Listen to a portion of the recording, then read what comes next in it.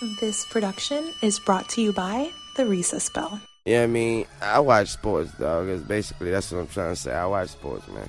That's what I'm into. Sports. Every sport. Hockey, golf, basketball, football, of course. Baseball.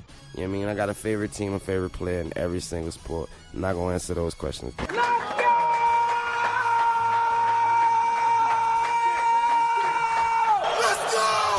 Or from championship number 6. Jordan. Open. Chicago with the lead. Curry way downtown. Bang! Bang! Oh, what a shot from Curry! Jackson himself. Look at him turn back and forth. Oh! He broke his ankles. Now he's got an entourage. And he's got a touchdown. He is Houdini. What a play. 47-yard touchdown run by the magical quarterback, Lamar Jackson. For Dawson. The kids on the drive. Deep field. No doubt about it.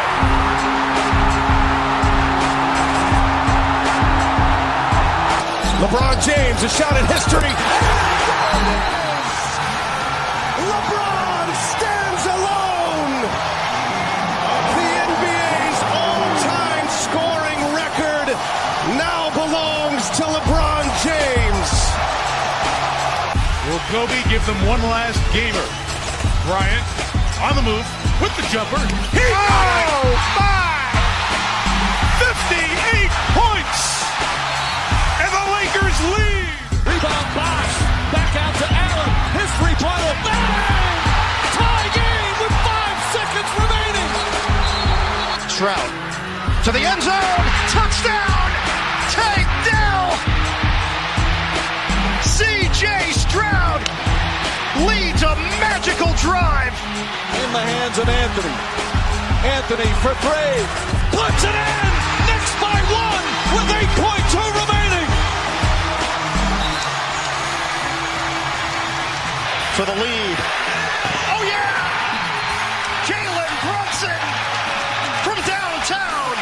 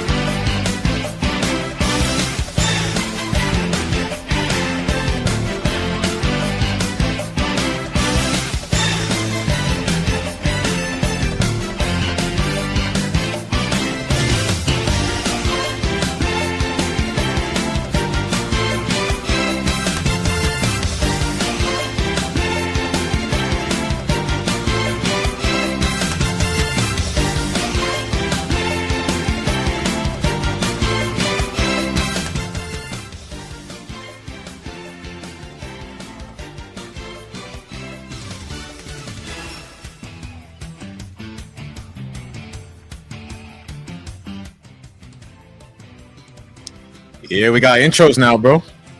That was crazy. I didn't expect that. I'm always good with the surprises, man. You know this.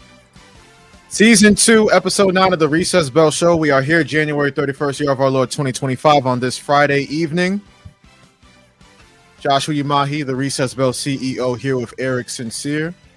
Eric, man, crazy week, bro. I mean, just from all angles. I mean, obviously we'll get into a lot of the stuff going on, politics, the world. It's crazy. It started with that federal funding freeze that came down. News of that came down Tuesday.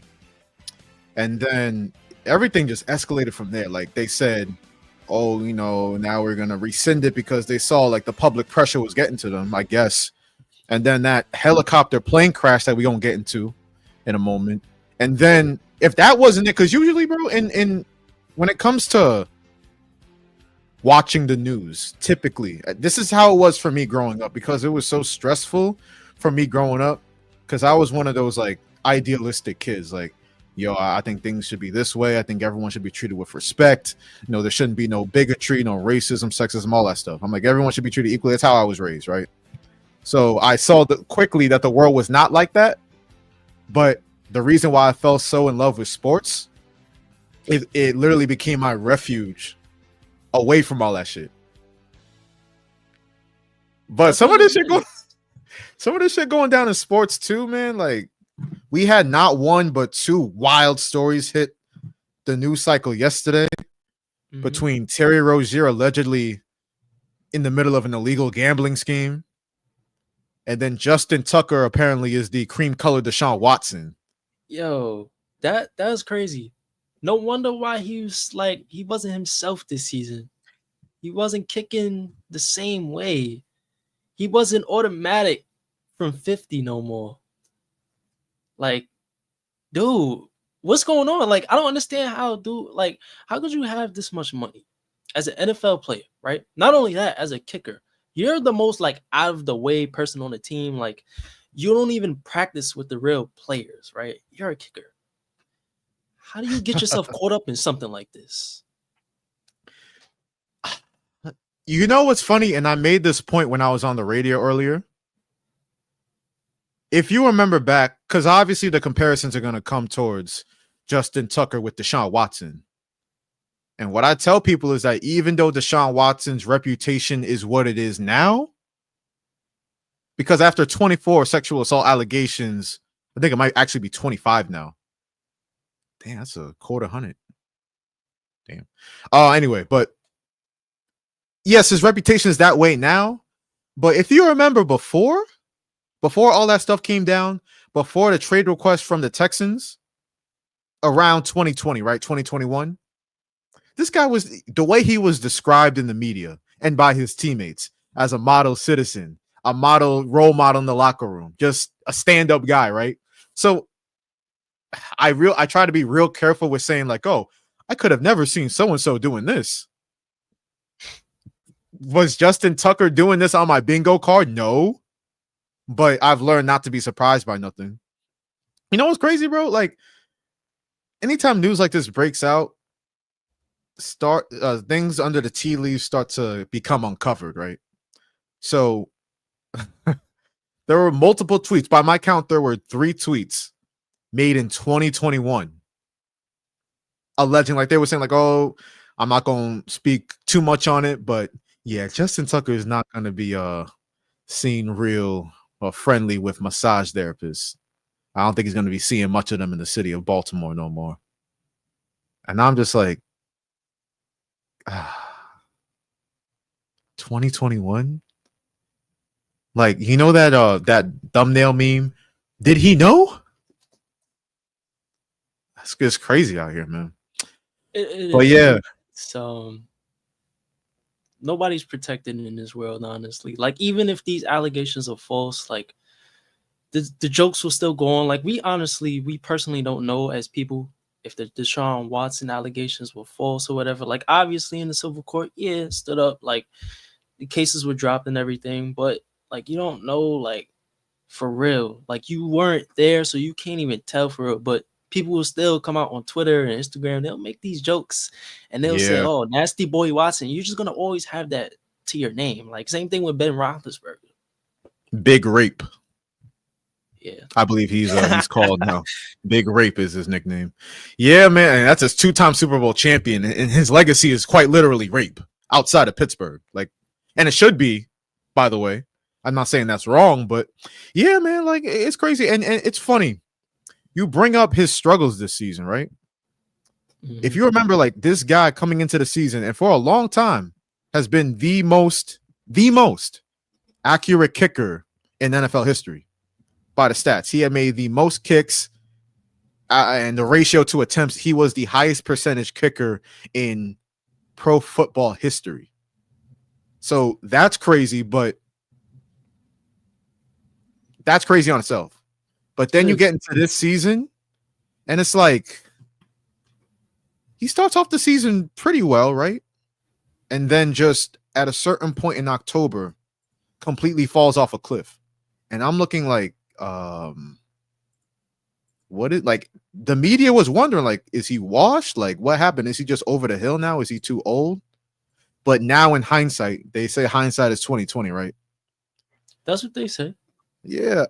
So here's the thing. I don't agree with Stephen A. Smith much on a lot, but I believe the video I have pulled up here, he said this on First Take, and I was like, yeah, I mean, I would agree.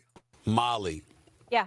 In a roundabout way, I wonder how long he's known that these allegations were coming down the pike.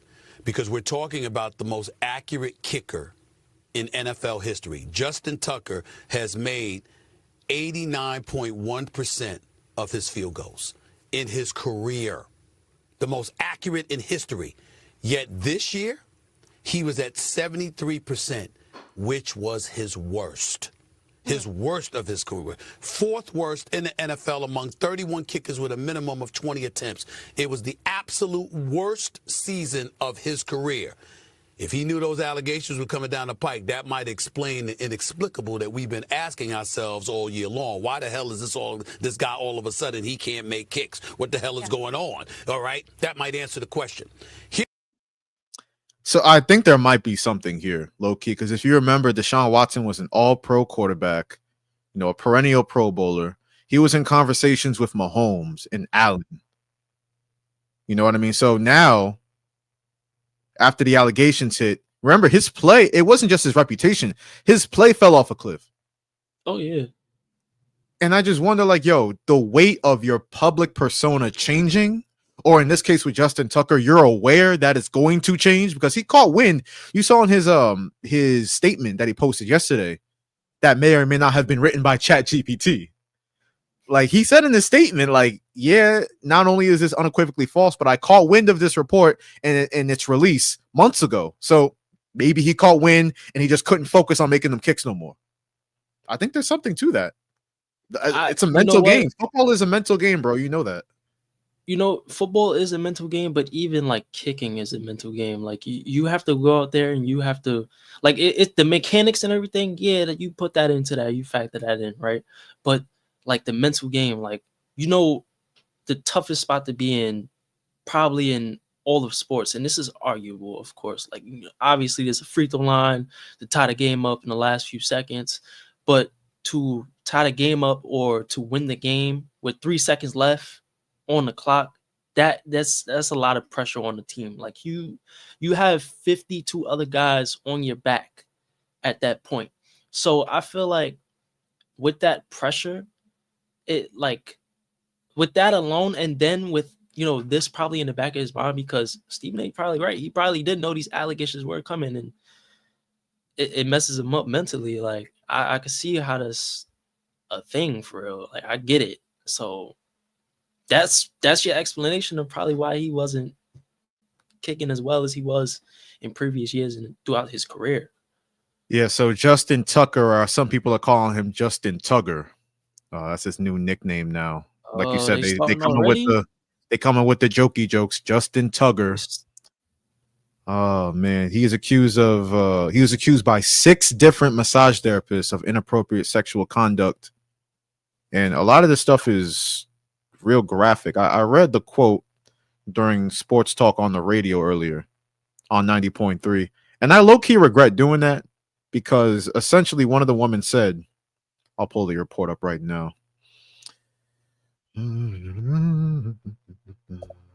Where is elevated music? You're right. Whole music. Put the whole music on.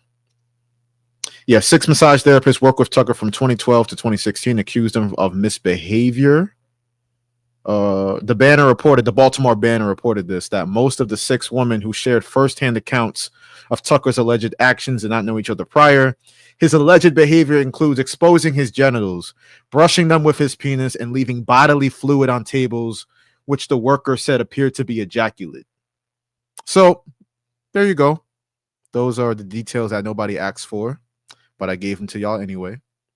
You know what I mean? But as always, let me just get through some promotions and some shout outs, and we'll get on with the rest of the show because we got a lot to get to in a condensed amount of time.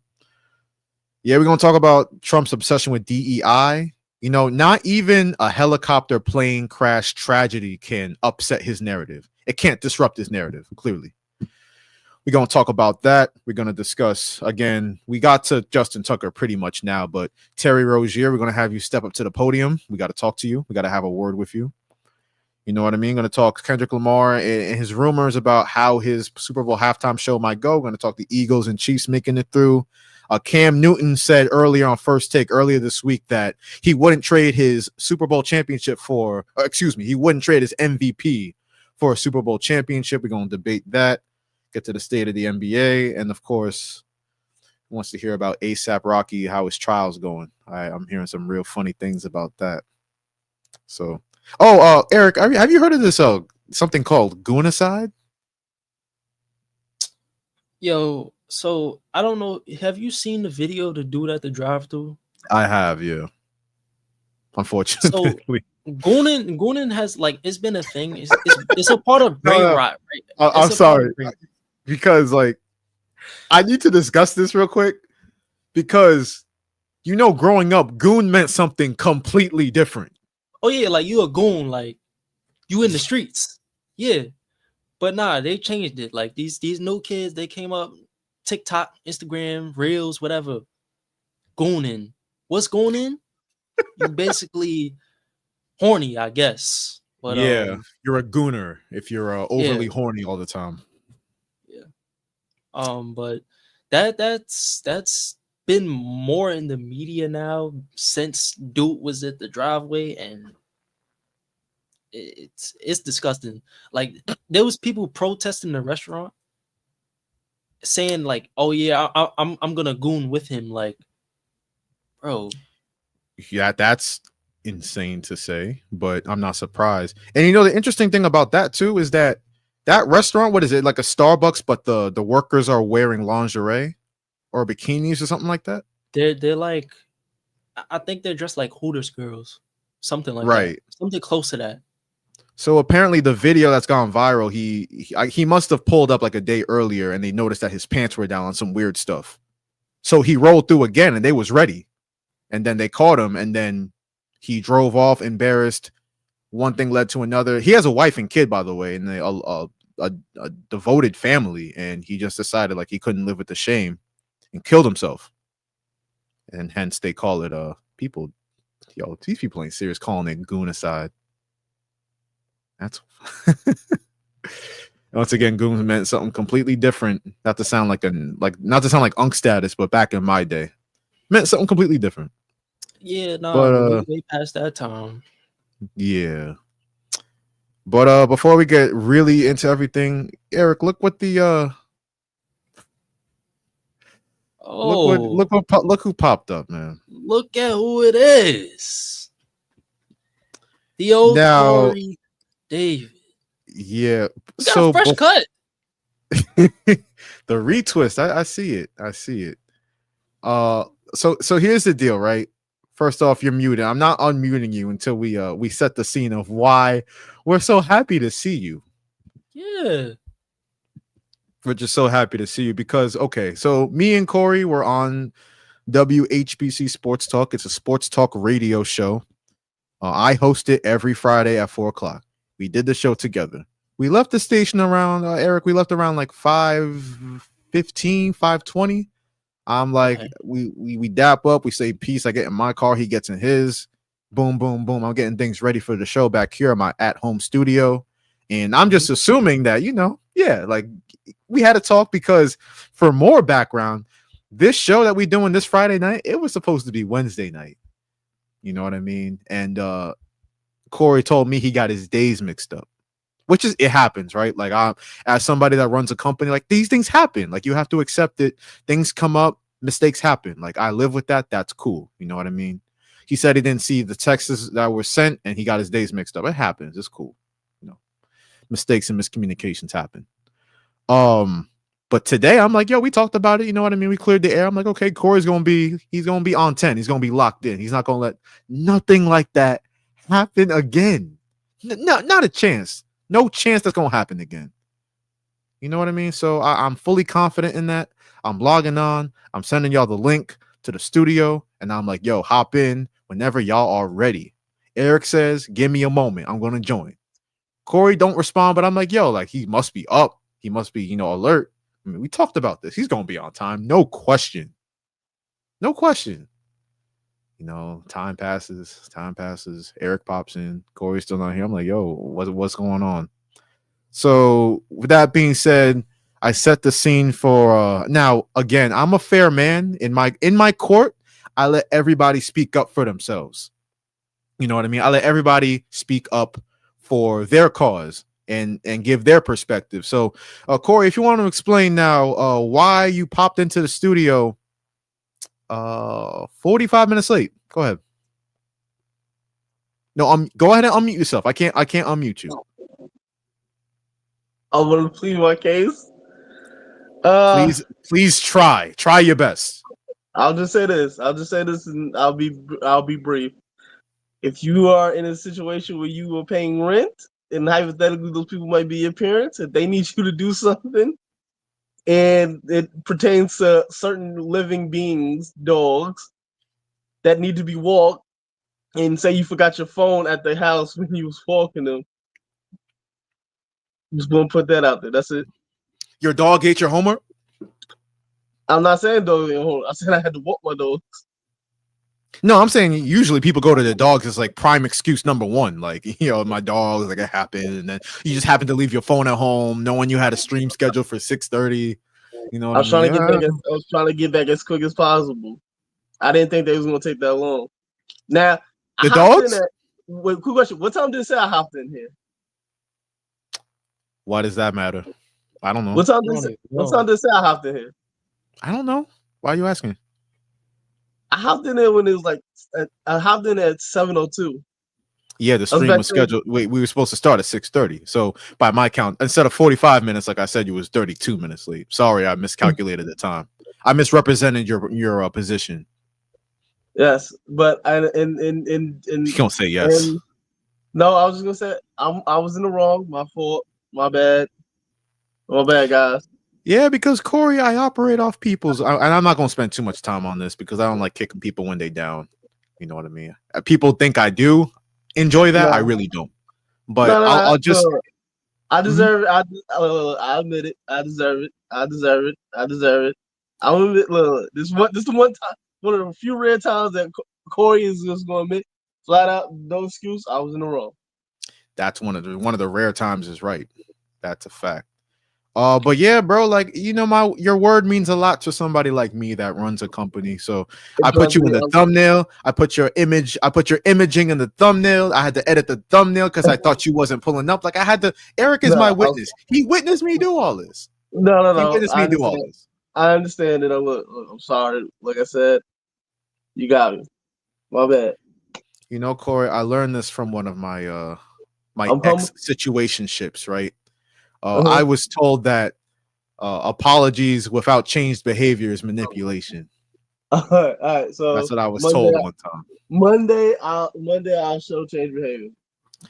Yeah, I'm happy you brought up Monday, man, because like I've been saying to y'all, and I'll say to the public, we got about, I think it says 93 people watching now. So shout out to y'all for supporting TRB. But Monday we will be back in the live studio recording our pre-Super Bowl, post-Grammys, pre-Valentine's Day show. It's going to be a 4K produced show from our Sunset Park location. I'm excited for that. Haven't been live in studio in a minute. So I'm definitely excited for that, to get back at our desk, that beautiful studio. And that episode will be available on the Recess Bell YouTube channel, as well as I'm sure it'll stream on Twitter. We'll get that together. That'll all happen next weekend, but Monday we will record that. So I am very excited to get that together. Corey, make sure you have your commute plans squared away. All right. I'm just gonna get there earlier than everybody else. I think you did that last time. Yeah, I did that. He did. That would be appreciated, man. That would be appreciated. I'm just do what I used that did last time. Just get there early and just sleep in my car or just play some games. Sounds good, man. Sounds good. All right, so let's just hop all the way into it, right? When Donald Trump was reelected, a lot of people in my phone were fearful. They knew how the first administration went, and you know how it gets with fool me once, shame on you. Fool me twice, shame on me. and I hate saying me because I ain't vote for this dude, but other people, saw how it went with some of the things that happened, how the economy ballooned. And me and Eric were talking about this the other day where, it's I will give the Trump admin credit for one thing. They're very slick with how they portray certain things. Because all you heard during the election season between Trump and Kamala Harris was, oh, look at what Joe Biden did to the economy. Look what the Democrats did to the economy. When really, if you look at the facts, yes, people, you can still look at the facts and rely on journalism to get your information and not just take the word of a convicted felon. Although I don't want to bring that stuff into this. I'm just talking straight situation for situation. I'm talking about the situations we saw this week only. Yeah, it was you can attribute the ballooning economy to Trump and all the stuff he ran on to get reelected, whether it was the economy, whether it was the migrants and the issues they're causing in big cities, like especially New York City and throughout the country, how they portrayed it and other things. It all sounds like code to me. It all sounded like code to me at the time. I'm like, you know what? I don't really buy into the he's running on fixing the economy and all this fluffy stuff that he's talking about that, Americans, they do rely on. They do pay attention to. They pay the most attention to the economy because people care about their money, right? I'm like, nah, I think he has a greater agenda. And he's just running on these fluff words and fluff narratives to get him in office so he can implement his agenda, right? So I say that to say, when the Project 2025 stuff came out, Trump tried to distance himself as far as he could from it. He was like, yeah, well, that's and the Trump administration too, his campaign, like, nah, that has nothing to do with us. That has nothing to do with us. But you fast forward now, a lot of the executive orders you're seeing signed apparently had a lot to do with that. So that's that. I had to preface my comments that my point here by saying those comments. My point is, when you see stuff like what happened Tuesday morning with the White House freezing the federal funding, the loans and grants, and having people confused and chaotic. And then they said after the federal judge, Lauren Alicon, temporarily blocked the freeze, they rescinded the ban. But that same night when they rescinded it, you have this helicopter plane crash. Tragic. 67 people were on the plane and there were no survivors. So by my maths, all 67 people died as a result of this accident, this tragedy. And you would think at a time like that, you would practice, sorrow for the families that lost somebody, lost a loved one, reassure the American people that, you'll do whatever you can to make sure this doesn't happen again and all of that. Nah, Trump took a different route. Let's just, let's play the video of the first reports, the initial reports of this crash, and then we'll go from there. I'll keep it off the record, but a well-known congressman just wrote me and said off the record, this congressman was told, look at that response. I don't think we'd see that kind of response if something significant didn't happen here. I pray that that is not the case. But this congressman is telling me and confirming what Kevin Corke said, that this congressman is being told that there are 60 plus dead. I hope and pray that that is not true. Very, very chilling. Apparently there is some videotape that we might be getting up here momentarily as well. Let me bring into the program now, joining us on the phone, former commercial airline pilot safety expert Kathleen Banks. Kathleen, I can't imagine a response like that unless something very, very significant happened. Yeah, and he was unfortunately right. His fears came true. What did the leader of the free world have to say about it? We know he's been talking a lot of diversity, equity, inclusion, aka DEI. He's been slandering a lot of that. He's been slandering the hell out that movement. But surely in the wake of a tragedy like this, he wouldn't double, triple, quadruple, quintuple down on it, right? They put a big push to put diversity into the FAA's program. Well, let's continue. Then another article, the Federal Aviation Administration, this was before I got to office, recently, second term. The FAA is actively recruiting workers who suffer severe intellectual disabilities, psychiatric problems, and other mental and physical conditions under a diversity and inclusion hiring initiative spelled out on the agency's website. Can you imagine? These are people that are, I mean, actually, their lives are shortened because of the stress that they have. Brilliant people have to be in those positions, and their lives are actually shortened, very substantially shortened because of the stress, where you have many, many planes coming into one target. That wasn't all that I have from President Trump. I'll pull those videos up, but that's why I say, like, speaking in code, right? Gonna tear down DEI and that movement, and then in the same breath say the importance to have intelligent, high quality people in these positions. I mean, I don't know, maybe I'm just reading too deeply into it.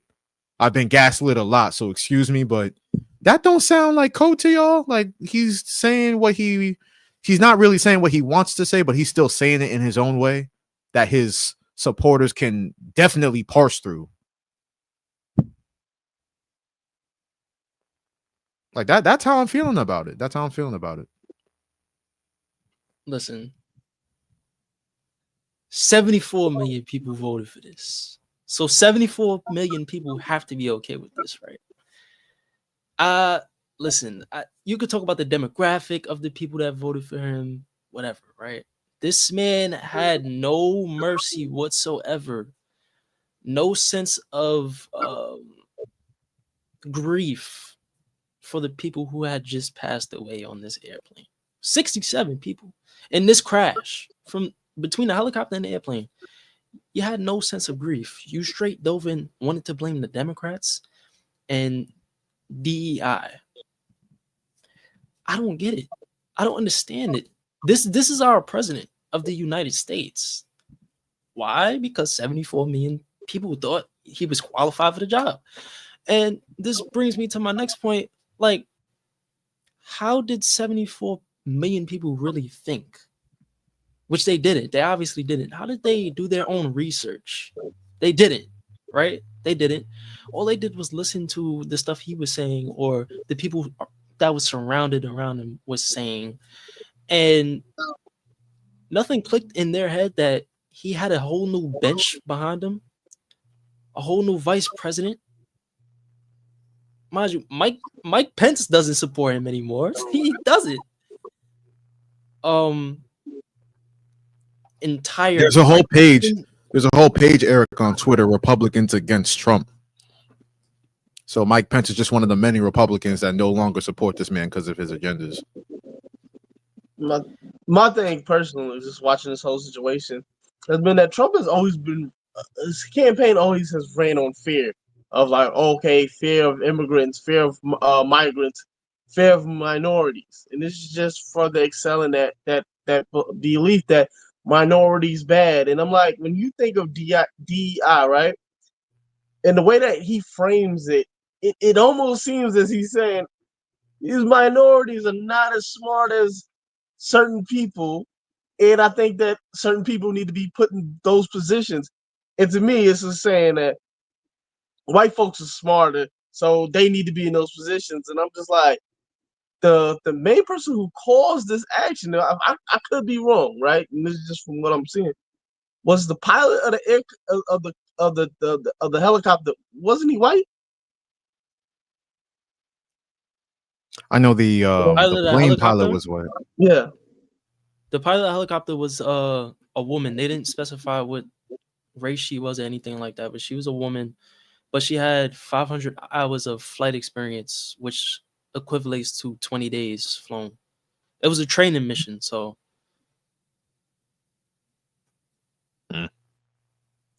There was reports There was reports of, there was 2 instances at least of helicopters flying way too close to the landing zone at Reagan National Airport. So this is I don't want to call it a theme. I don't know the context of that, but there were multiple times where they were looking at these helicopters like, what are y'all doing? Y'all way too close. This is bordering on dangerous. And then we saw what we saw on Wednesday night. It's crazy, man. But you would think that, like I said, a tragedy like this, you would take a break from trying to politicize everything to your agenda. But I guess not. It's just crazy, and the fact that you see so many people supporting it, and then they're coming around like, yeah, you know what? It is DEI's fault. And I'm looking at guys like Sank Unger from TYT, the Young Turks, who I didn't think was necessarily going to ever be one of those people that agree with Trump, but he's actually turning a lot of people who you thought had a progressive mindset on his side, basically. It's crazy out here, man. It's nasty, but yeah, Trump politicized the hell out of it yesterday. Try to see if here's more video. President, on DEI and the claims that you've made, are you saying this crash was somehow caused and the result of diversity hiring? And what evidence have you seen to support these claims? It just could have been. We have a high standard. We've had a much higher standard than anybody else. And there are things where you have to go by brain power. You have to go by psychological quality. And psychological quality is a very important element of it. These are various very powerful tests that we put to use, and they were terminated by Biden. And Biden went by a standard that's the exact opposite. So we don't know, but we do know that you had 2 planes at the same level. You had a helicopter and a plane. That shouldn't have happened. And we'll see. We're going to look into that, and we're going to see. But certainly for an air traffic controller, we want the brightest, the smartest, the sharpest. We want somebody that's psychologically superior, and that's what we're going to have. Yeah, yeah, please, go ahead. Let me just say, as somebody that so obviously not to dox myself, but I stay on Long Island now, so it's it's a lot of minorities out here, but it's majority white. So growing up in a space like this, I've heard rhetoric like that before, where number one, with minorities, like psychological stuff that he's talking about that gets weaponized against us, versus for the other side, it's coddled and all of that. So it gets weaponized and it's weaponized to their point of essentially, yeah, you're not as intelligent, you're not as smart, you're not as capable to do the things that, we can do. I've heard that my entire life. I've heard stuff like that my entire life. So that's why I'm like, I can read through the code that he's saying here. It's fairly obvious if you just know anything, how people operate, psychology, that it's fairly obvious what he's saying. He's just not outwardly saying it. But this is as close as I've seen the MAGA club. This is as close as I've seen them come to actually saying it. Like, oh, DEI, like, yes, this program, it did not have capable people in the positions that we need intelligent, high-level people at. Like, they're right there. They're on the 1 yard line. All they got to do is push it home. They right there. Like, y'all right there to saying the words y'all really want to say outright. This is as close as y'all ever been. Will it take a couple more months to get there? We'll see. But they right there. They on third base, and there's nobody out in the bottom of the ninth. Hey, right there. Josh, you ever seen that scene? I forgot. It's like I forgot what show it is, but it's of a news anchor, and it's like him and his white counterparts, and he's like, "Say the word that you really want to say. Say the word. I'll help you. Say the word that you really want to say."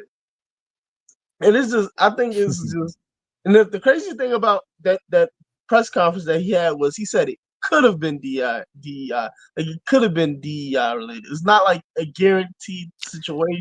That's the slick thing, because when you're in that position, Corey, when you're in that position, you got to be real careful I mean, we know what he's saying, but he got to be real careful with the verbiage that you use. He basically tried to give himself an out with deniable, with the basically deniability. Exactly.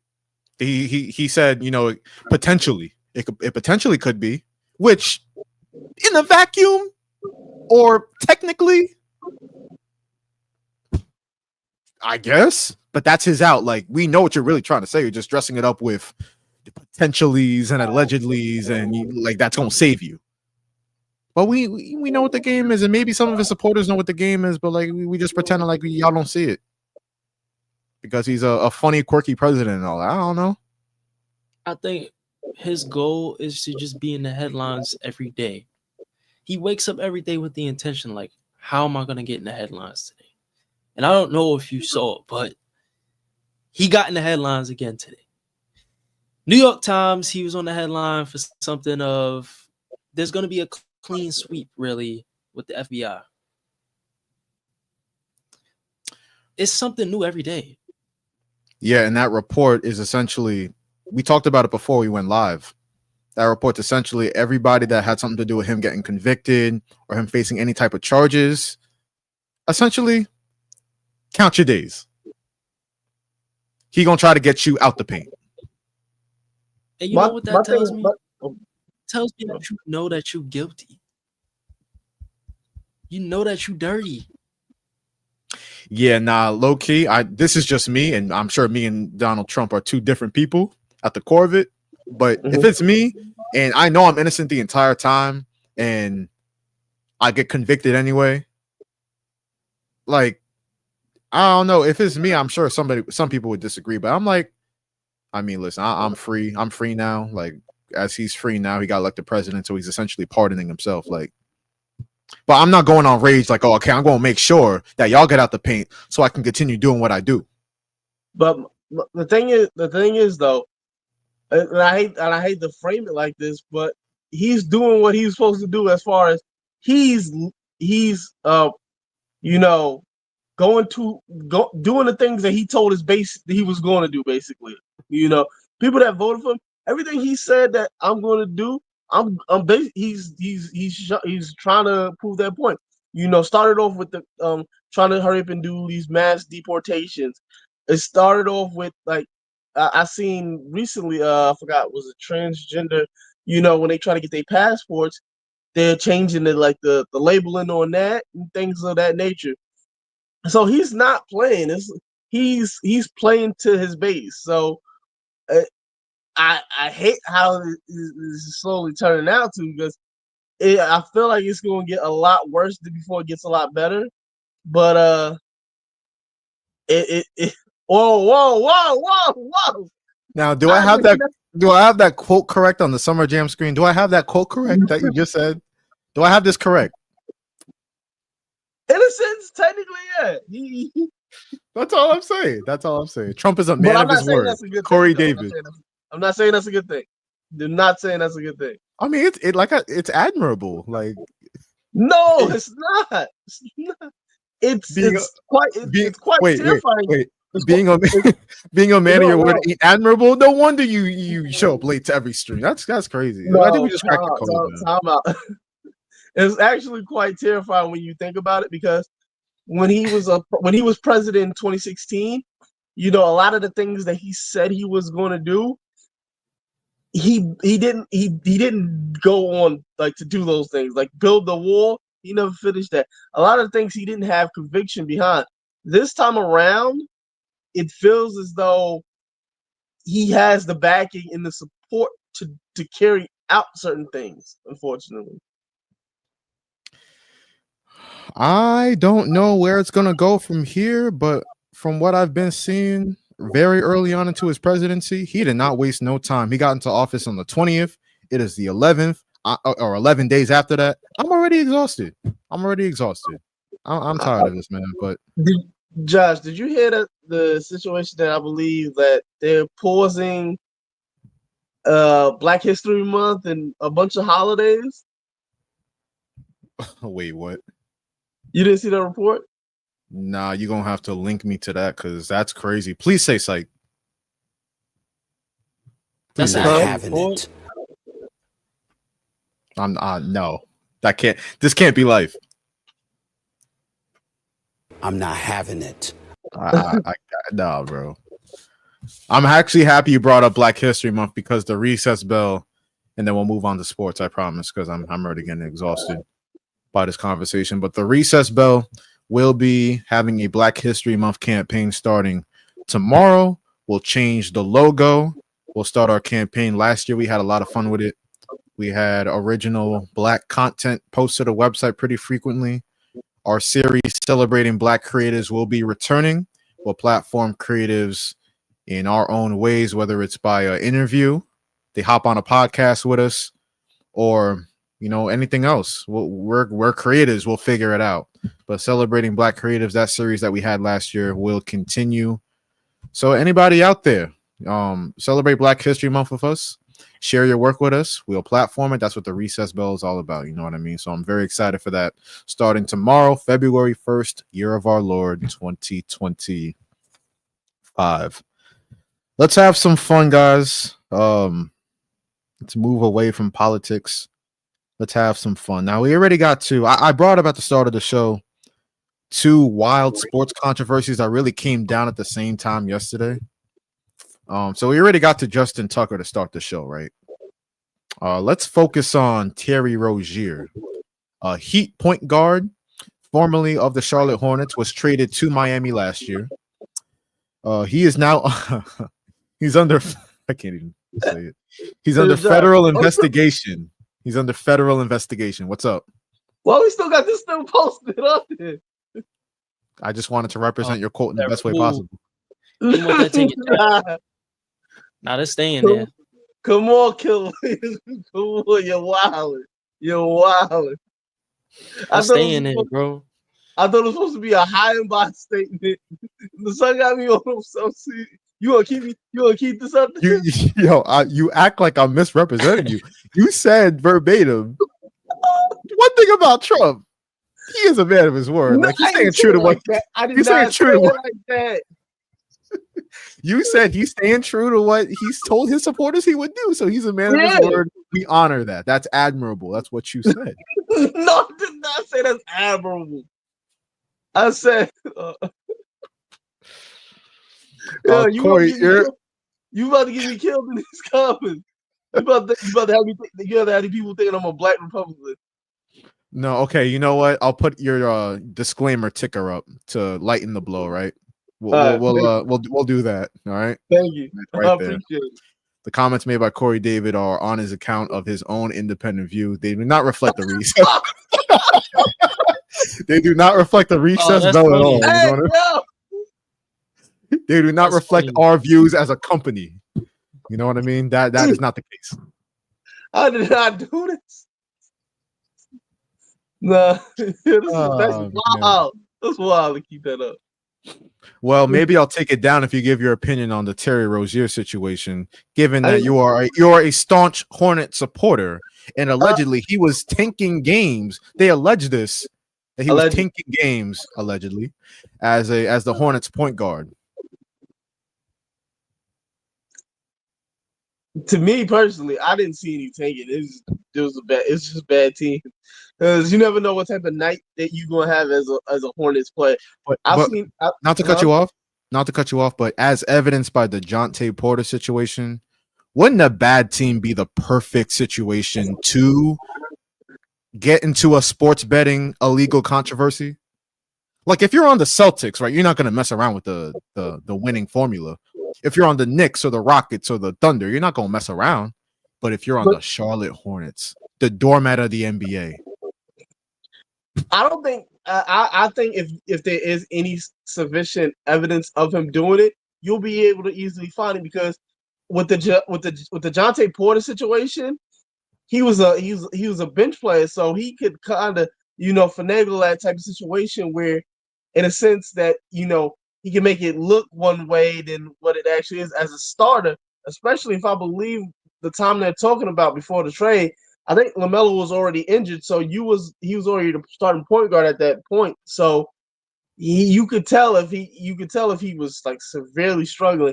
And for Terry Rozier, like in order for him to manipulate the game, I forgot how the phrasing that they're putting this as. They said the word manipulated. Manipulate. You would have to see him have like less than like 10 points. Like, and the thing about Terry Rozier is he's a shooter. Like, he is going to go all out at every single game. So it would be shocking to me. It would be shocking to you. It wouldn't be shocking to me. Why? Because you always had this negative perception of Charlotte and Charlotte Hornets. No. What you got against North Carolina? Nothing. I love North Carolina. I have some fond memories of North Carolina that I'm not going to get into right now. But you been to North Carolina? I have, yeah. I've driven through it. I've driven through there. It's better. It's a lot better than South Carolina. It is. I'll tell you that. I'll tell you that. You just got a bad. What you got against Carolina, man? I don't got nothing against Carolina. First off, what I've spoken on for years, and it's actually funny, when I did the AI bio on Twitter, it actually said this. That's how much I talk about it. Like, I ain't got no problem with anybody that wants to sports bet. You know what I mean? Get your FanDuel on, get your DraftKings on, get your BetMGM on, get your Caesar Sportsbook on. I don't really care. Do you? I engage in it sometimes. I'm not going to hold you. I don't want to be a hypocrite. But when it comes to the NBA, the NFL, MLB, NHL, the 4 major American sports leagues, they have gotten so in bed with these sports betting leagues. Matter of fact, they're not even in bed with it no more. They straight up in doggy style. Like, it's because what you're seeing during games, in the middle of a game, if I'm watching the Knicks game, right? I'm just chilling watching the Knicks game. I don't got no parlays in. Boom. FanDuel ad says the Knicks are now -6.5 to that's their spread for the game. That's their live spread. I'm like, that would have been unheard of just 5 years ago. So, like, if you're Adam Silver and you're Roger Goodell and you're just boom, boom, boom, boom, boom, ads on the court, commercials, ads everywhere. Kevin Durant has a partnership with FanDuel. LeBron James has a partnership with DraftKings. You're seeing just it's all coming together. You have to be the most naive person on earth to think that these athletes, and I'm not saying Terry Rozier. I've already convicted him, right? I conflated Terry Rozier and Jontay Porter. I could be wrong, but hasn't the NBA already, deemed him to be innocent? But remember, they were dead silent when that Jontay Porter report first came out as well. For a minute. Because the NBA, this is their worst fear. We saw it with Tim Donaghy. We saw it with Jontay Porter. They want to protect the integrity. If not the integrity, the mirage of integrity with their sport. I'm not saying the NBA is rigged, but the mirage, even we hope that there's integrity behind it, and the NBA is trying to reinforce that. But like I was saying, you have to be the most naive person on earth to think that athletes in these leagues don't see the partnerships, the strong partnerships that's going on with the betting companies and these sports leagues, and you think nobody is out here putting parlays in on their own sport, on their own team, on themselves, like Jontay Porter did? You're tripping. Then just call me naive, because I don't think if you are a high level player like a Terry Rozier who's trying to at that point get onto a better team, that you would position yourself to actually ruin that chance. I just don't see it. Like Jontay Porter is a low level guy. Like, he's like an entry level type. So yeah, I can see a guy like him actually messing it up, because he's always had those injuries issues where it's like, will he make it? Will he be as good as his brother? Will he be up there as him? Because he had multiple injuries as well. So him, I can see. But Terry Rozier was one of those guys who seems well off, and I don't think he seems as one of those type of people who would actually ruin his chance in the NBA like that. Because people, I maybe just look, like I said, maybe naive here, but I don't think you would ruin your chance. I don't think you would ruin your chance if you are if you have like I want to say a foothold in the NBA, where it's like Terry Rozier has been with Celtics, Hornets, and then Miami, and throughout many of the stops, he's always been a sufficient scorer. If anything, I would have thought he was skimming as soon as he got to Miami, because that's when his play started to diminish. No, Corey. Heat culture would never allow that. Oh, they would never. The hardest working, nastiest, meanest team in the NBA would never allow that in they building. Heat culture. You don't believe in heat culture? It's not that I don't believe in it. It's just that when you decide to make it a marketing ploy, you're not really heat culture no more. You're a gimmick. So you don't believe in the Patriot way, neither? Oh, come on now. The Patriot way, right? The What about Patriot way. the Yankee way too? The Yankee way, where we shave our beards and have a dress code. Shave, Yeah, no, shave wait, the beards. I Shave thought the beards. They let you them said keep mustache. mustaches, but Yeah, I was gonna say, I know they shave the beards. I think you're allowed to keep your mustache. I just think that if you have a policy and you have a culture, have a policy, have a culture. But the second you turn it into a marketing thing, like, yo, I would really laugh if Pat Riley is going to free agents in the big 2025 and being like, well, aside from a max contract, what can you offer me? And he's gonna be like, well, our culture. I'm sure some people would buy into it, but me, I'm like, if I'm gonna sign with the Miami Heat, maybe I care a little bit more about no state tax than the Heat culture. Like, and then they're gonna make the paint logo. They're gonna have a Heat culture paint logo. It's like the nastiest, meanest, hardest working, toughest. I'm like, bro, nah. It's a gimmick now. But hey, shout out Tyler Hero making the All-Star team over your glorious King LaMelo Ball. Well, they woke it up. No, okay. So Trae Young didn't make it either. Yeah. That you know was what, Corey? I'm actually going to side with you, and I'll let you go. I'm going to side with you here because I don't think LaMelo should have started. I think the voting got it right with Brunson and Mitchell being the starting guards, right? Yeah. Because LaMelo, like, he's on a last place team. Like, what do you want him to do?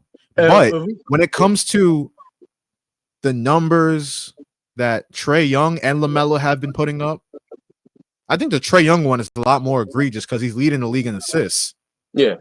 And so you can't say you can't use winning basketball type of situations because his team's in play-in position, not playoff position, but play-in position. Like, and they would not be there without him. And I don't like Trae Young. I don't fuck with Trae Young. Y'all know this, but it is what it is. I gotta call it for how I see it. Why you don't mess with Trae Young? You Pelicans fan? You're funny.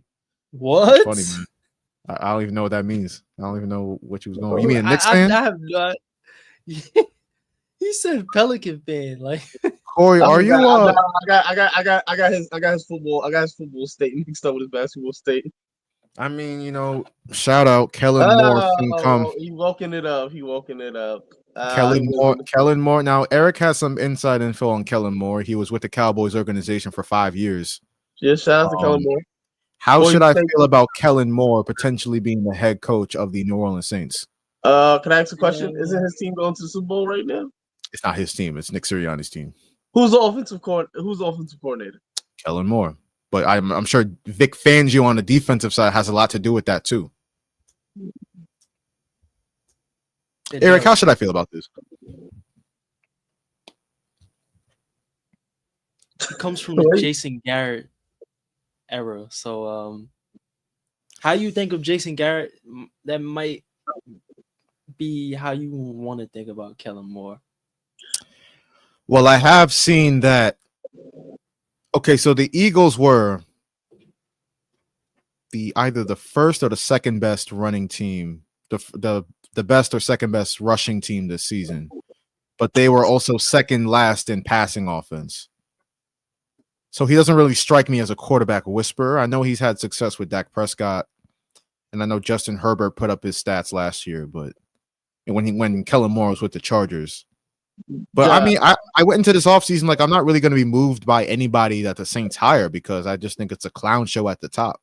Josh, just put it like this: To me, Kellen Moore's he might be a little baby genius. You know, he learned the whole entire Boise State playbook when he was like 12 or 11 or something ridiculously young, and then he became the starting quarterback and led Boise State multiple years. And he look, I think that he's one of those guys that you see the passion and you see the creativity. He's working with limited options, working with Jalen Hurts as a quarterback, and he still is making it work from an offensive perspective. Well, can he fix Derek Carr? I guess that's the question everybody will be asking. Derek Carr will not be. Derek Carr. You mean can he help progress Spencer Ratliff along? Right. You're right. Derek Carr, he's gonna be on the roster though. They're gonna woke it up and have Derek Carr there. It's unfortunate for you. It is unfortunate for me, man. Y'all gotta actually, you gotta move on and y'all gotta like focus on the future. I mean, I'm trying. I would look. Me personally, I would still look in the draft to see if you can find a quarterback, an okay quarterback. You know what I've landed on. What? And I know this is going to be polarizing because him and his draft stock are polarizing. I think I know who you might. If I give you a thumbs up, then we be thinking the same thing. Second round, if a guy like Jalen Milroe, like Jalen Milroe happened to be available, I'm taking him. I'm sorry. Can I just say this? That would be a perfect fit because if you think of it, if you do hire Kellen Moore, you go from a quarterback in Jalen Hurts to a quarterback in Jalen Milroe, who have some almost similar traits. You know, they need a lot more work on their actual quarterback progression, but from a physical raw talent perspective, he can be a guy that you can do something with. He could be your New Orleans Jalen Hurts, basically. That's exactly what I was thinking. Like Jalen Hurts, Jalen Milroe, similar names, yeah, but similar situations coming out of college, similar narratives about them coming out of college too. I don't think necessarily the name has anything to do. I think more of it just. I'm just being silly and goofy. Don't mind me. Yeah, I know. I just think more from their actual physical attributes.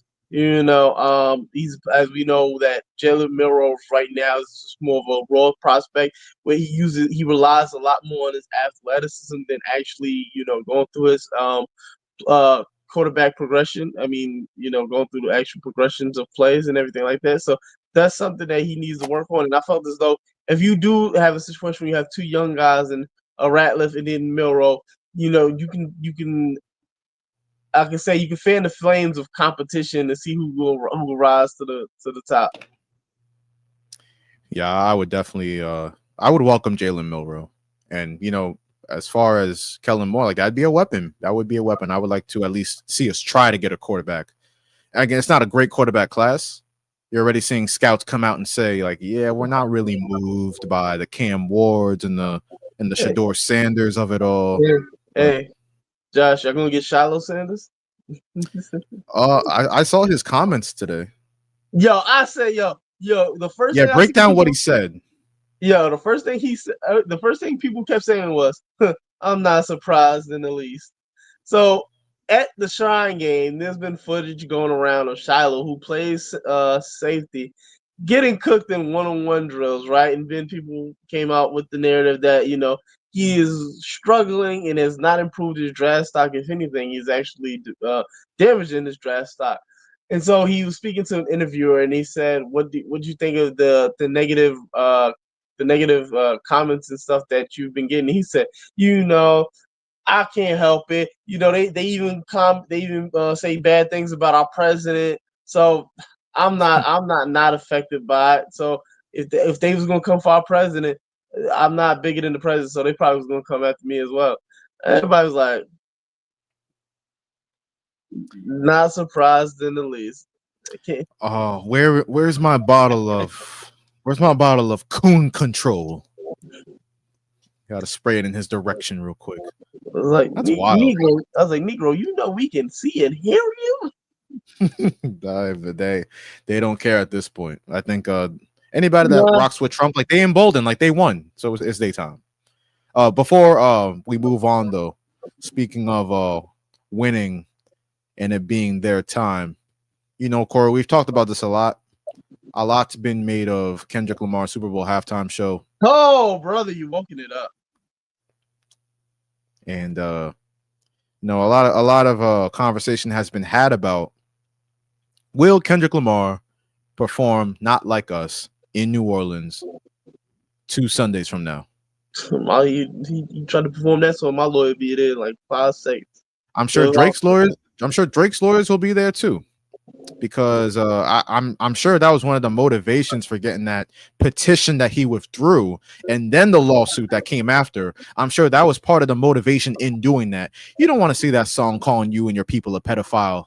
You don't want to see that performed in front of the biggest event in the world, in America, Super Bowl 59. Every year in America, the Super Bowl is the most watched event that year, every single year. So Drake don't want to see that.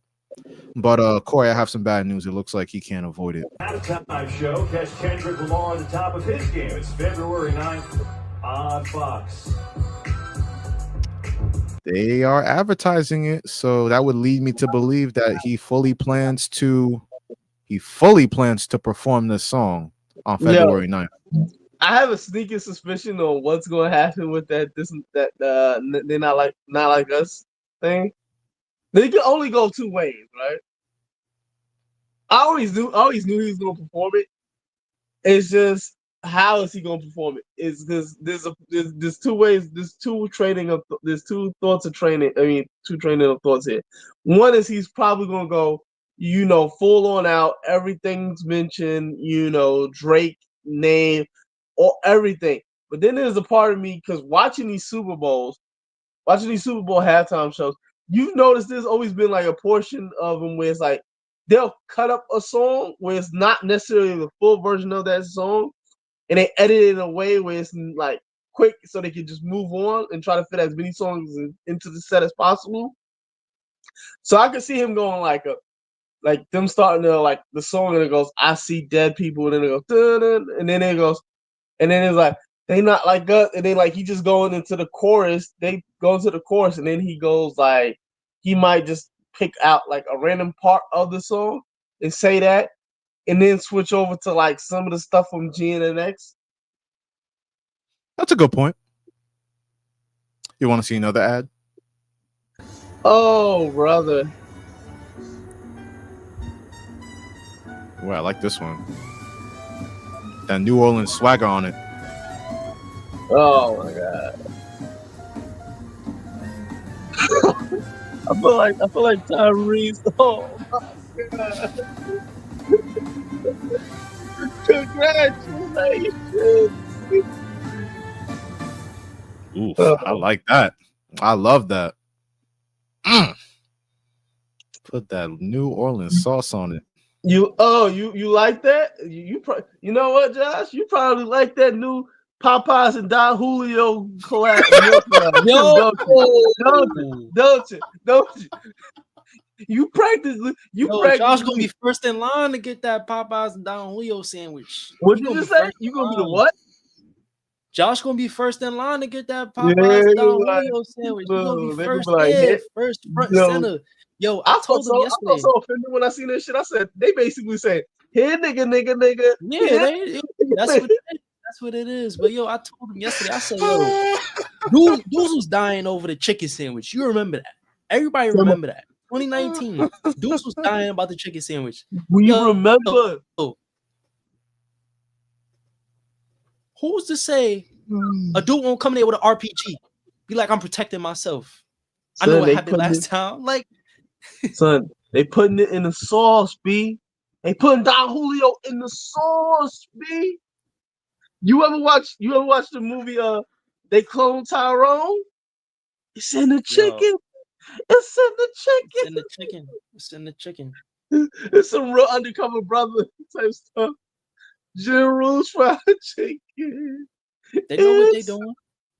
And the fact they did all that, right? and then they're gonna make a mocktail drink. It's not even a real drink. It's a Yeah. mocktail. Yeah. What's the point of And the fact that that?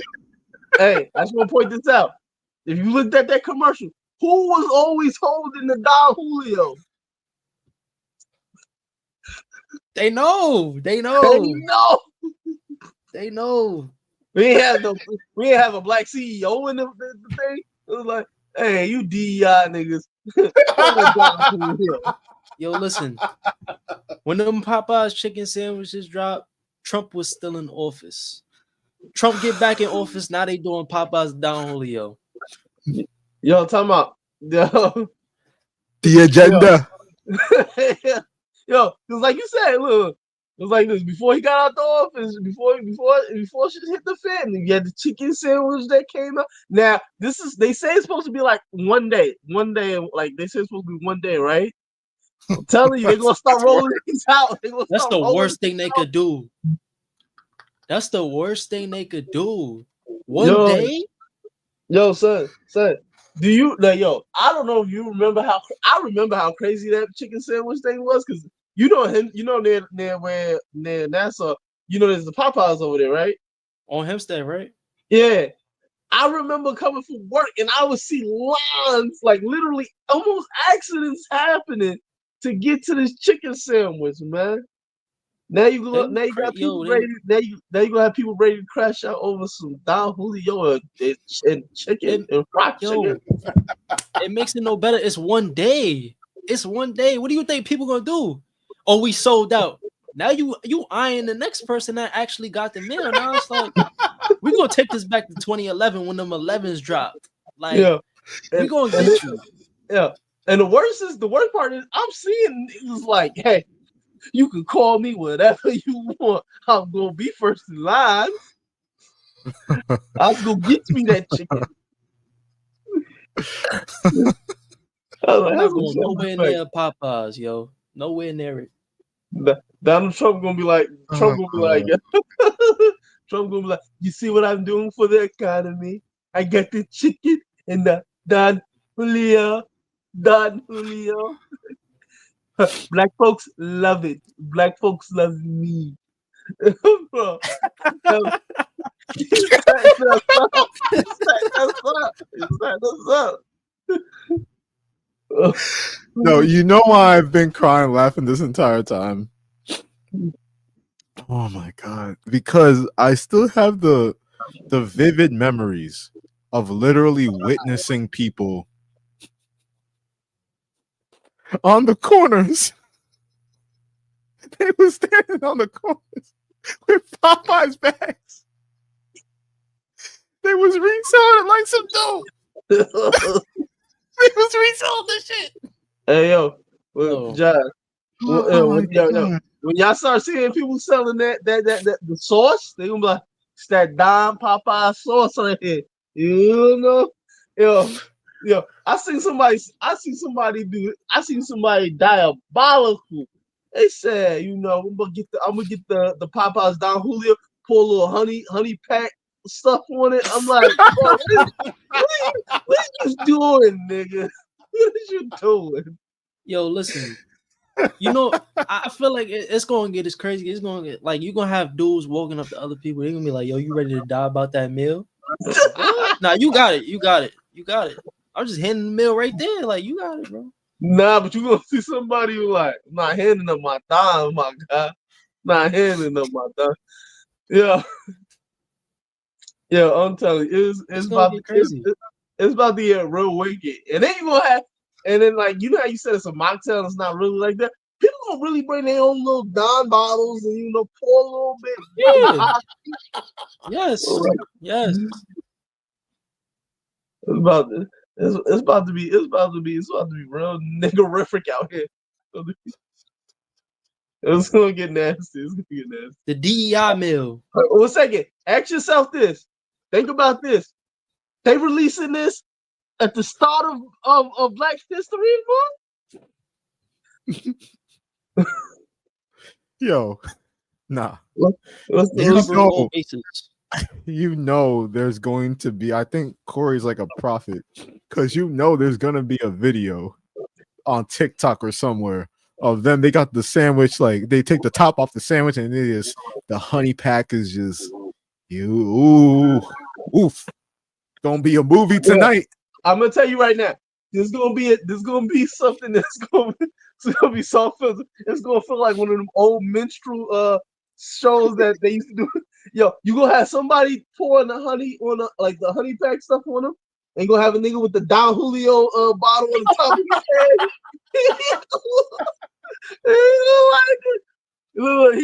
You know the niggas that be doing the reaction videos that be like, would they be bucking their eyes and they be eating the chicken and stuff? Oh my god, yo. I'm like, it's gonna get nasty out here. It's gonna get nasty. I'm afraid of what's gonna turn out. Because you're talking about one day. One day is crazy. Bro, I swear, if it get nasty out here, I'm about to be on my Martin Luther King stuff. I'm about to be like, brothers and sisters. Oh my god, yo. We don't see what's beyond the road. Oh my god. It's about to get cold, man. Huh? It's about to get cold, yo. It's about to be crazy out here. It's a dangerous game they about to play. And I feel like I don't know why, but I just got this sneaking suspicions that this presidency is going to try to use almost every stereotype feed on any stereotypical ambition that you would see in black. I hate to say it. I honestly, and quote me on the future, I believe Donald Trump going to bring back the stimulus check.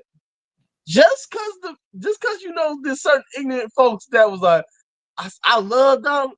I'm telling you right now, he gonna do something that's gonna make ignorant folks love him.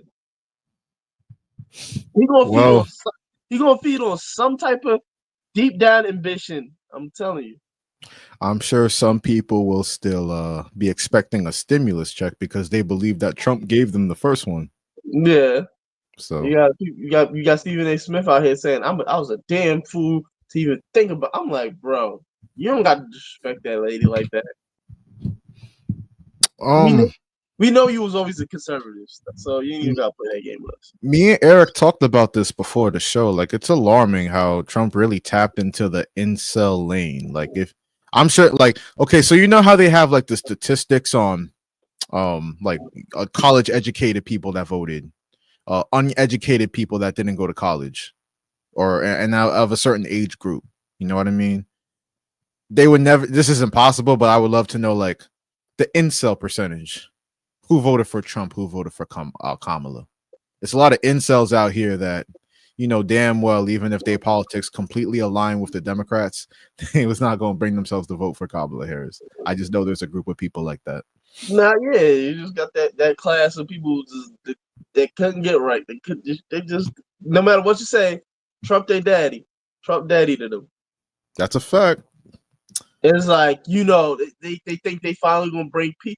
I'm like, all right, bro. Somebody pointed this out, right? Why whenever you hear the word like mass deportation, migrants, and things of that nature, right? What is the thing that the media is putting in our face? That's mostly Mexicans and stuff like that of that nature. Am I correct? You are. Why don't see nobody talk? Why I don't see no other ethnicity being like targeted like they. Like, I've noticed multiple people who come from different like places. Like you have African migrants, you have Russian migrants, you have different forms of people who migrate here who could be illegals. But no, they're putting that one perception that it's illegal Mexicans and stuff like that nature. I'm just like, we see what y'all doing. Y'all trying to paint that picture. Well, Corey, it's like the whole DEI conversation, and they're really calling. We know what word they really want to say, but if you look at the statistics on DEI, the demographic of people it most affected and benefited was white women. So it's just funny that word has been so closely associated with minorities that go through psychological issues and don't have the brain power to fly planes, in their words. Brother, we know the game. We know the game. Hey, but you know who's gonna be happy though about the presidency? Who's that? The Chiefs when they gotta go to see the White House. Brittany Mahomes gonna have the time of her life. The Mahomes love them some Trump. Jackson Mahomes gonna be doing whatever. That brother gonna be doing whatever he's gonna be doing at the White House. I'll say that. Do you respect people that keep their how much? Okay, let me ask a question this way.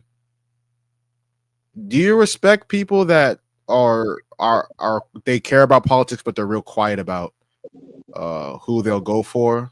They're not like out in front with it. Look, that's what I know. What you're alluding to is like the Patrick Mahomes. Actually, Patrick Mahomes, because he's people like him. Yeah. Patrick Mahomes is very much quiet on his politics. It's the people that's around him that make it known what side he is most likely choosing. But yeah, I respect that. If you're quiet, and like you know you're secure in what your position is and things of that nature, like Pat is probably most likely a Republican. And look, no hate to him. You do you, but don't push it on people. Like you have a great influence on the youth and everything like that. So I wouldn't want him to put that on people, for example. You feel me? Let's change the subject. This is an interesting debate I wanted to have as we are closer to the end of our show than we were at the start. So I wanted to rapid fire through these headlines. So I brought this up during sports talk today, but Stephen A. Smith has welcomed many people on First Take. We've seen Dan Orlovsky. We've seen L. Duncan. We've seen athletes like Cam Newton. So he had Cam on earlier this week, and that question was asked, like, because they were debating, I think they were debating Lamar Jackson's MVP season versus Jalen Hurts' Super Bowl run. Josh, you know he don't just come up there. You know he's hired by ESPN, right? I know. Sorry for the way I phrased that to make it seem like he wasn't, but he is. Yeah, like he's like a guest. I'm like, nah, he that's his job. Well, he in part or in the middle of doing his job, this is what happened. You can hear the exchange right here. I don't gotta explain it and preface it. We've got a former league MVP right here on the set right now in Cam. I ask you, Cam, if you could give back that league MVP for a Super Bowl championship, would you do it? Nope. Oh. Really? Nope. Really? Wow. Because you have to ask it through this lens. That was a very journalistic viewpoint or vantage point or response, Stephen A. I'll ask you this question, and just to pose this thought: what's more important, impact or championships? Anybody want to answer Cam's question? Championships. Championships easily, but I understand the perspective of what he was trying to say as far as impact. He's going about it as thinking to himself that, the way he played the game and the things that he did, him winning that MVP was a cultural statement in a sense where, it helped impact people who look up to him and kids that, this is possible the way that I'm doing it, being a predominantly running quarterback. And for example, for many people would say that it opened up the doors for a guy like a Lamar Jackson because, Cam was a predominantly running quarterback who won it in, African American. So, it shed light on that. So, like, from that perspective, I can see how he's framing it from a cultural perspective. I had like a key, him winning the MVP had a cultural impact. But at last, it won't mean nothing because at the end of the day, people have now paint more perception of Cam as being selfish. So in the end, it was a loss. Well, unfortunately, the lasting image of his career was him not diving on the football in the big game. Oh, that is not his lasting image. He had a couple years after that. Eric, what's in your mind? What's the lasting image of Cam Newton's career? Like the thing that sticks out the most. I could be wrong. I'm not saying you got to agree with me, but that's for me. I think that's his most. That's the biggest legacy moment. He was in the big game. He dives on that ball. At least try to dive, because this was my point earlier on the radio. When you think about the most revered athletes of our time, right? Tom Brady, Michael Jordan, LeBron James, Kobe Bryant, the guys like that. Derek Jeter is revered, even though he was never the greatest at his position, but he won 5 chips. We watch these people lay all on the line and win. So for Cam Newton, MVP, you're Superman and all this stuff, to not dive on the football there. And I know he had a rough game. And I know anytime you got players diving at your legs, it's a concern for quarterbacks because you don't want to get hurt. I get all of that, but with all that being said, though, you gotta sell out for that football, because what do football coaches talk about, Corey? I know you be around the game. The football is currency. Like, if you put the football on the ground, you're putting everybody's jobs on the ground. You're putting everybody's destiny on the ground. You gotta go dive for that football. Look, to me, when I was watching this clip, the first thing I could think of is this. So earlier, I think it was mid-season, Anthony Richards had a problem with, he was asked the question, why did you leave the game? Why did you leave the game? Why did you take yourself out of the game? And he's like, I was tired. Cam Newton went on his show on 4th and 1, and it was like, brother, you are too honest. Like, learn to lie a little bit.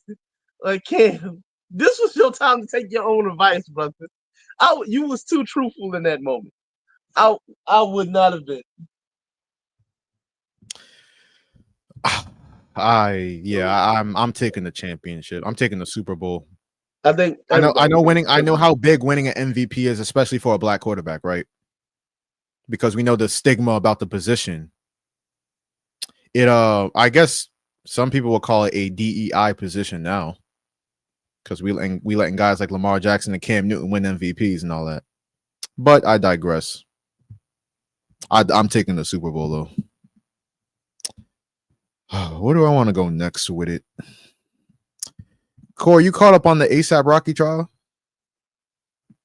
Yeah. Shout out to my look. That wasn't really. That was AI. Yeah, we know that. The clip I'm about to play. Ooh, let me add Corey back. The clip I'm about to play, right? I instantly thought of Corey when I watched it, because Corey, when you got him up against the ropes, and you have this thing, Corey, like, you can get punched out, but you can't get knocked out. Like, you have a way of just talking yourself off the ropes. You still gonna lose the match, but you have a way of talking yourself off the ropes. And the way you do it is saying stuff like, oh, well, that wasn't me. That was an AI generated text message. That was an AI generated audio clip. That was an AI generated video. That's what you do. So when I saw this video of ASAP Rocky on the ropes versus ASAP Rocky's lawyer, I thought of you. Look, I'm not on the ropes, but allegedly I use those excuses. Allegedly. And you use what? You know what? I think you and Trump got a lot more in common than you think. Whoa! Stop doing it. So they're playing the phone call right now.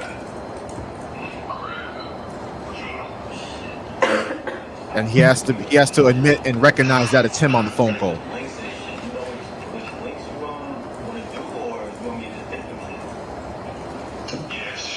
That's ASAP's lawyer playing the video. That's not me. That's fake. Okay. No editorializing. He says it's not him. Go on. Hold on. No editorializing. You see the look on his lawyer's. Look at him. Yeah. Oh, hold on, wait. Can I defend my guy really real quick? Yo, he was so convinced. He was like, yo, his face, he like, nah, seriously, what was that? Well, yo, the level of commitment, I gotta give him probably the level of commitment for deniability. He was like, yeah, he didn't break character. No, what is that? That's not me. What is that? I love it. The judge is smirking. Look at the smile on ASAP's lawyer's face. The lawyer like, all right, bet. And you're right. ASAP really ain't break character. He knows. No editorializing. He says it's not him. Go on. Fuck is that? He said, "Was Wait. Did he say what the fuck is that? Yeah. He's like, what the fuck is that? He committed to the bit, my guy. He committed to the bit. No editorializing. He says it's not him. Go on, fucking does. He did. Josh, you got that video I sent you, right? I did, yeah. We gonna play it, don't worry. Can I finish hearing it though? Can I finish hearing it? He like, that was cute. Can I finish with my testimony? Wait, so he wanted to finish hearing it even though it was AI. Yeah, he like, yo, how'd y'all do this? What? That wasn't me. What the fuck is that, B? They call that. Like I said, like I said, that's running me who's like going the out R. their Kelly way? interview. Huh? Who's going out their way to make artificial intelligence audio of ASAP Rally? Like, who are you? Who do you think you are? Like, no, this is remind me of that R. Kelly Gail King interview. He's like, I did not do this. I don't know how to hog tie nobody. Crazy, man. Ridiculous. Really? Absolutely ridiculous. Like, yeah. This case is so stupid on all levels, bro. First off, how do you feel about ASAP Rocky turning down a deal that would have only had him serve 6 months in jail? And he turned it down because, quote, I don't want to hurt my partnerships and my deals. My career will be over. Don't 6 months sound better than 24 years potentially? Yeah, but my only problem is when you say we use now you are on camera and it is you holding a gun, right? But you say I was using the starter pistol, aka a prop gun. And then when the judge asks you, does this prop gun still exist? He's like, I don't know. Can you produce this prop gun? No. I'm like, you can't produce the actual weapon, bro. That's kind of crazy. And then they found actual guns at your crib, bro. Come on. Like, you think he gets convicted, Mr. David? Nah. I personally think he gonna win. But look. As my guy once said, yo, Farrelly, snitches get snitches, right? How much do you think? Snitches hell, nigga. I guess that's my cue. Eric, are you familiar with Rat the rapper? R-A-T, Rat the rapper. Doesn't ring a bell. Let's get familiar with him. Rat the rapper. Yeah. First off, the start of this video is gold because look at the emote the dude in the back does when Rat the rapper is introduced. We got Rat the rapper. Yeah. That's pretty good. Yeah. Rat in the head versus Double M. All right, that's my dog. That's my dog. Let's go, my nigga. Fat bitch. Yeah. All right, round one. Wait. Was the fat bitch? Was the fat bitch necessary? Like, was that needed? But now, listen to the bar. Listen to the bar. We'll get to that. Dog. That's my dog. Let's go, my nigga. Fat bitch. Yeah. Why look at them like that? Let's get to the moments that matter. Shot at me and left shells from the thumper. Yeah, I know who it was, but I won't walk down. If you can't tell, I'm a runner. But I bet all of my guap that all of my ops end up in jail by summer. So if you think I won't tell, oh well, I'm gonna. So check my track record. Timothy. If you think I won't tell, I'm gonna. Like gonna? Nah, I got it. He's in jail. Brittany, she's in jail. The Johnson family, the whole damn tree is in jail. My point is, I point the finger so much you would think I'm reading Braille. That's tough. Nah, let me do this. Yo, wait, hold on. Yo, the emotes in this video are incredible. Let me just say that. So watch your tone. You remember what happened last time? You spoke to me with all of that bass? What happened? I stalked you for a month straight, and for all of them days, I waited for you to slip, and finally, you walked in Walmart, you and all of that weight, and all of the grapes. Then he snuck into a museum, stole an autographed baseball out the case. I caught it on tape. Then he tried to run home, thinking I was gonna let him slide. I guess he thought he was safe. Did you catch that bar? Oh, that was the pass. Let me talk about what. Run that one back. Yeah, One of them days, I waited for you to slip, and finally, you walked in Walmart. You and all of that weight, and all of the grapes. Then he snuck into a museum, stole an autographed baseball out the case. I caught it on tape. Then he tried to run home, thinking I was gonna let him slide. I guess he thought he was safe. But that was the pass. That was the pass. Let me talk about what happened the other day.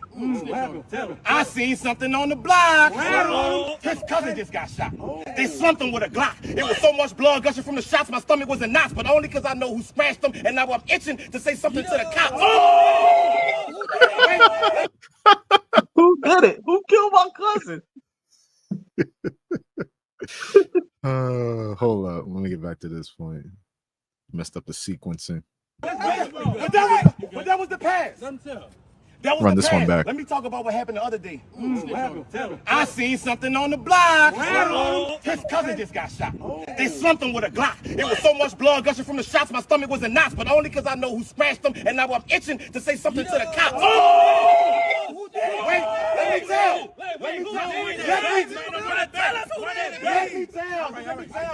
I'm gonna tell it. Let him snitch. Let him snitch. And now I'm itching to say something to the cops. If this was an interrogation room, I would tell him it was you that put his cousin in the box. You broke into his muffler shop. You that be swiping cars and doing fraud. That's how you acquired all the money you got. Quite frankly, I'm so tired of you stunting on the block. So since you look like a pig in a blanket, it's only right that you standing right next to an undercover cop. Get him the fuck out of here! Lock shit up!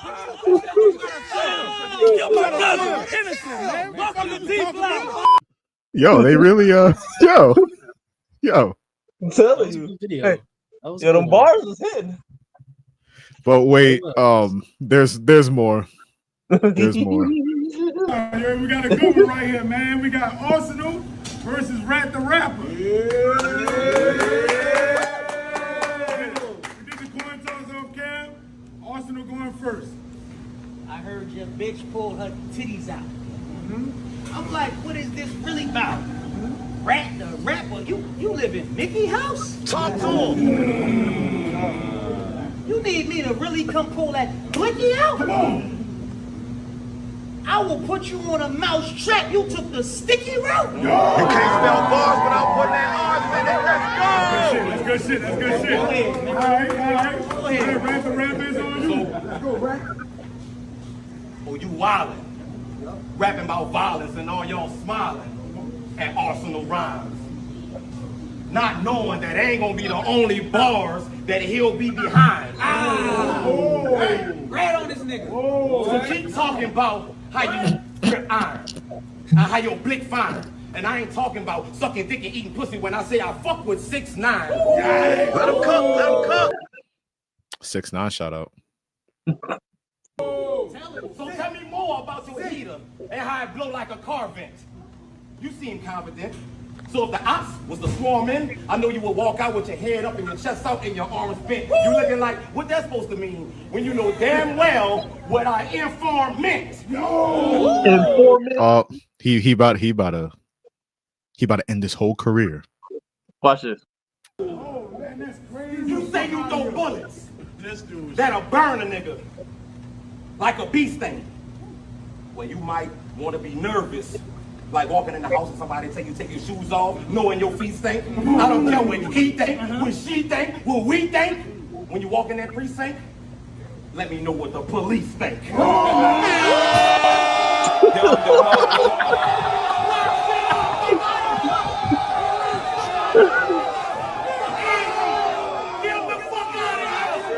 All right, yo, you gonna tell him who was the first comment? Yo, please. Go ahead and tell him. Yo, the first comment on this video about a rat and rapper was ASAP Rocky. You said, nah, this got it. He felt this one. He felt this one through his mouth. He felt that. Wow. Yo, imagine a situation, because I've never been in a situation like that, to where you just having a free flowing conversation about things that you've done and things that you're gonna do.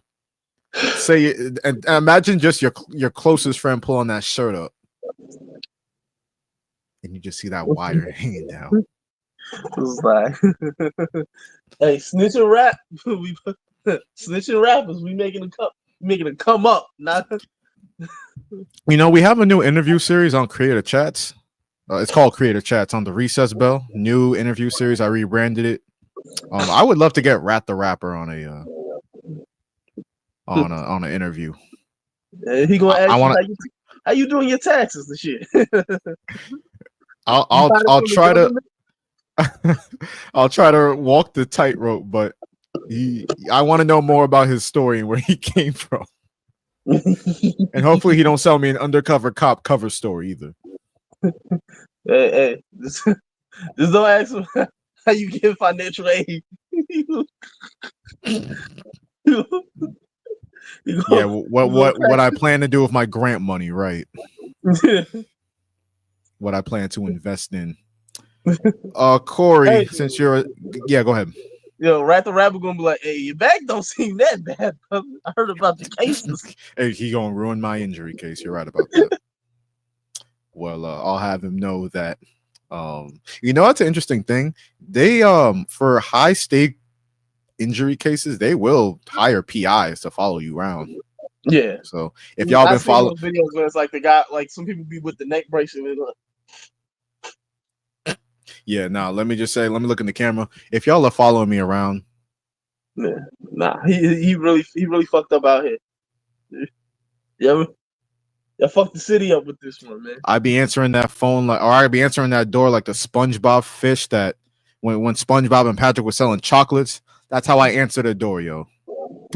It is what it is, yo. I'm really Luigi Mangione out here, and I'm not talking murder. I'm talking the back injury is so bad that I might escalate to that point, allegedly.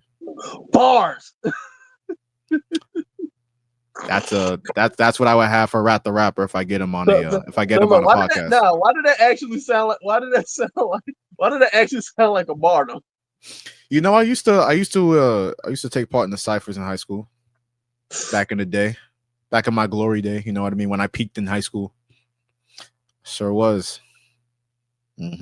Sure was a part of that. You gotta keep the dump in the dump. Ask about me. Guess what? Got hit by a truck. What? Okay. Okay. Bars. Eric, you got anything for us? He's passing. He's good. 1 second. I got one. I got a bar. Got a bar. I'm scared to you. Guess what? My team never scared. My team always hit. Guess what? The Cowboys' last Super Bowl, I wasn't even in. Bars. Oh, Eric, you sure you don't got anything? You just gonna let Corey bar you up like this? Nah, because it's just gonna be like Des Bryant going after Kayvon Thibodeau. Like, what's the point? I've been TikToks. Oh. I rock wish watch. Guess who not gonna be my quarterback next year? Dak Prescott.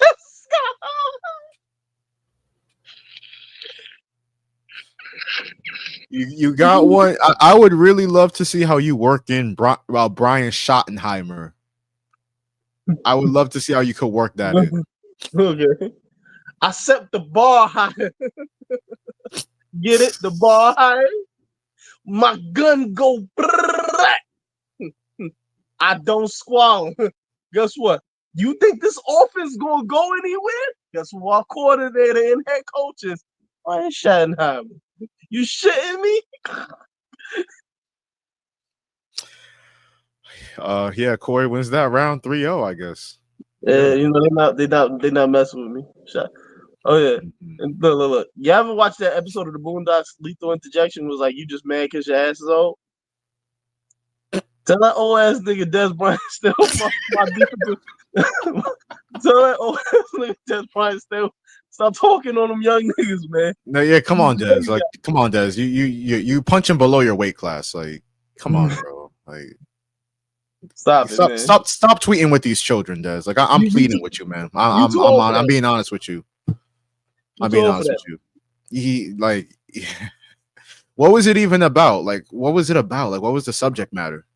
I think it had to do something with Saquon or something like that. And Des Bryant just shitting on the organization. Like, goddamn, we know we fucked up. You gotta go out your way to just prove we fucked up. Goddamn. But you know what, Giants? I'm not saying the fans deserve it, but I'm sorry. You're watching what in year one when Saquon leaves you drafted him number 2 overall in favor. You favored him over, a potential quarterback. Hey, brother, we not gonna woke it up. We're not gonna woke it up at the end of the You're right. We're not gonna woke it up. Let's close out. Yeah. No, why not? Let's do it. Oh, come on. No, let's talk about it. Oh, you gave up a 2,000-yard rusher. You gave up a 2,000-yard rusher. Now he's on a rival team ready to go to the Super Bowl. Last year, he said he needed to get back to the playoffs. Where he Why at? you want to hurt me like this? On the New Orleans. Why you want to hurt me? Why you want to hurt me like this? Oh, now it's why you want to hurt me. Now it's why you want to hurt me. He want to shoot in that high. Cool. All right, bet. I'm probably sick. I'm a confident. Guess what? The last Super Bowl y'all seen was in '96. I know it. That was the crack era, smack era, hat era. You ain't never seen a Super Bowl in your life, bear. By the time you see one, you're gonna be a pallbearer. Bars, nigga. Clap them. That's why I hurt you in the worst way, brother. I ain't gonna yo, can I say something though? Honestly, before we go, y'all be watching old football games, like old NFL games? I do. I'm a big NFL throwback fan. I love that. I want to know would this be a horrible take in saying that Tony Romo is he's like he's a top 3 Dallas quarterback, maybe top 2? That's not a bad thing to say. Because I'm like, you're looking at Staubach, you're looking at Aikman, and you have to look at Romo in that class. Bro, I'm watching not in that class, but you know what I mean. I think I'm watching a game against. I think it's a game against him versus the Panthers. I forgot what team they was playing. Yo, he was just slinging it. Pause. Yo, this is like I'm watching rookie. I'm watching rookie Des Bryant slant routes, killing. Roy Williams killing. I'm like, bro, Felix Jones. I was like, what was y'all doing? How y'all didn't get a chip with that team? It's crazy. Any retort, Eric? Yo, you froze? Is he froze? I don't think so. Oh, shit, yeah. No, he's here. He's here. He was? Yo, was you froze? Yo, Corey. I thought he pulled a Draymond Green all those years ago. Yeah, I'm like, yo, I'm just standing there like. I thought he pulled a Draymond Green. Yeah, you scared me, bro. I'm not gonna lie. All right, Eric. He froze again. You know what? He'll figure it out. This is my time to shine. Hey, Dak Prescott, and ain't no retort. We getting in the show. We're gonna end the show with we're gonna offer a Boing Boing of the week, but it's gonna be a weird one. I'm not gonna lie. Disclaimer: it's gonna be weird. Corey, have you heard the term lately? Have you heard the term goonicide? Yes, unfortunately. Hey, man, that man had a family, man. Man, yeah, he had a family, bro. Y'all, they wrong for that. They wrong. They so wrong for that. And then you had people line up at the actual spot, bro. And then I seen this, bro. I can't even look at. It's not funny because he did commit suicide, but he really did pull some real creep stuff. Like okay, so there's this Starbucks that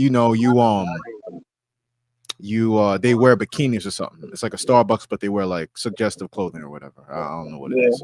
I'm not in those fields, but apparently he rolled through on some weird stuff. But the second time he rolled through, they was ready for his ass. And you see this picture here. He's not wearing any pants in the car. Now I've never thought to go out driving without pants on. Like that's never occurred to me as something that you should do. You know the crazy part about this? I think that they knew Son. They knew Son's car. They knew that he's a creep, and that's why they had the phone out. They're like, "What do you think you're doing?" Oh my, bro! You said it. He had a wife and kid. Yo, you know what they was telling me? You know when I was looking online, you know what they say? Imagine your daughter grow up, and so she wonder what happened to her father. And she gotta look this event up. This would be a villain arc. This would be the start of somebody's villain arc if they dad went out this way, bro. Like yeah. No, you're not wrong. Like if you're a kid, right, and you're in high school, and kids find out you his kid, it's bad for you out here. It's bad for you. It's like your dad the one that did the. That's kind of crazy. You got to move out the state. Respectfully, you got to move out the state. Yo, well, he killed himself instead. So I seen somebody use Google Maps. And said this is where the historical event happened. I said, bro, they it's the word as Future One said, it's an evil world we live in. Nautica Malone is this dude's name. This dude's name. The Arizona man who cops say killed himself after being caught on camera. Wow, they were real blunt in this report. After being caught on camera masturbating at a coffee shop. Whoa! Did you see any masturbating in that clip? I did not. Sorry. Well, here's this is going to be a 2 + 2 = what situation? Because what other motive would you have to drive without pants on? Look, he has to leave here with some type of dignity, brother. No, he does not. No, he does not. No, this is how he's going out. This is the life he chose. This is the route he took. No, he's not going out with a shred of dignity. No. The goon of goons, the goon of gooners. And I love the conversation I had at the start of the show. Like the word goon meant something completely different when we grew up. Like, can you imagine when he went up to the upper room and it was like, "Hey, we know about you. we got a special place for you." Wait a minute. Ain't you? Oh, I think you're in the wrong place. I think you might have to take a trip downstairs. Like, yo, even the person downstairs would be like, "Hey, man, hey, we got some people who went out crazy ways. We got a bunch of, but I can't lie, my boy, you take the cake. I ain't never seen nothing like that." I'm gonna hurry up and finish this podcast because I'm getting uncomfortable looking at this dude driving with no pants on. But yeah, according to the police report obtained by TMZ, Nautica's brother told cops that Nautica's brother told cops Malone called him and told him he loved him and to pull up. He says they only spoke on the phone for a minute, and Nautica did not sound like his normal self. Nautica's brother said he'd also gotten a missed call from him earlier in the day. Wait a minute. I noticed something. I didn't play my Shaboing Boing of the Week music. I'm slacking. Yeah, let me get that together because I need that. I need that drop right now. Where is it in my file? I'm gonna get it together. Hold on, because I can't read through this without that. Here we go. Oh wait, that noise, that sound effect.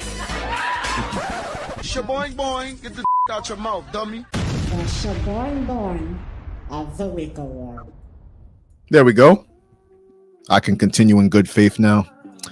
Police say Nautica's brother told them he was in the same car from the viral video showing Nautica driving up to the drive-thru line at Bikini Beans Coffee. That's the name of the restaurant. Bikini Beans Coffee in Tempe, Arizona, with no pants on and his penis exposed. The video went viral on social media before his suicide. A cop say his brother showed them the clip when giving his statement, and he wrote a suicide note to his brother and his wife. The suicide note said, "I apologize. I love you, Queen. I made a mistake, and I don't think I'll be able to face you and the babies," because he had kids, like you said. Oh, no, he had more than one? He had more than one. Oh, no. I don't know why I drove through like that. My mental has been effed up. I'm not a monster. I apologize and I love you forever. If I am in critical condition, please pull the plug. To all my family and friends, I love you and I'm so sorry. I love my kids and family. Please forgive me. And as you can see here, they had a funeral and a gathering at the Bikini Beans coffee spot, and all these people pulled up to support. They said, oh, this note says they had a gooneral for the goonicide victim. They had a gooneral, Corey. Yo, bro. These young cats are crazy. Bro, you could have did so many things other than suicide, bro. Like what? Because like, is there really any Corey? Is there really any coming back from this? Yeah, there is. How would you go about it then? Would have went to a hospital, checked into rehab, and just worked on myself. And then people that like, what rehab? Gooner rehab? No, yes. I'm sure they have rehab. I'm sure they have rehab for sex addicts. Can I ask you a question? What do you think a sex addict is? Sex addict anonymous. You're right. That's a whole intervention about being a gooner. I'm sorry. Anytime I hear the word gooner, like I'm supposed to be serious about somebody committing suicide, but bro, there's a lot he could have struggling. Did. There's a lot he could have did, and I felt as though he went about it the wrong way. Like there was a bunch you could have did. Now you left your kids. You left the kids in a broken situation in a sense. So yeah, you kind of fucked up both ways, brother. Rest in peace, Nautica Malone. Josh. He wound up fucking himself twice. Pause. Low hanging fruit, man. Low hanging fruit, bro. Low hanging fruit, bro. It was there. No, it was there, and you did not hesitate. You drove right through the wall, man. Oh man, bro, rest in peace, Nautica Malone, bro. You said I drove through the wall. More like I drove through the drive-thru.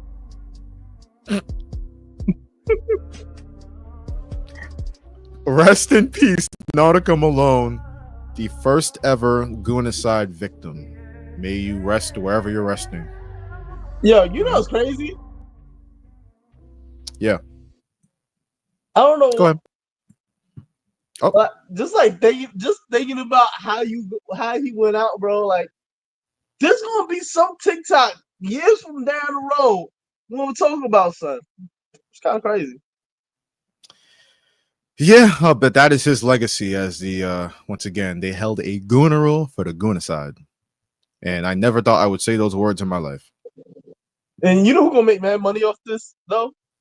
Who's gonna make mad money off this? That bikini spot, that bikini coffee shop. Oh no, they got an influx of customers after that. Yo, I seen people driving in the drive-thru just to be like, I'm here, I'll drive through.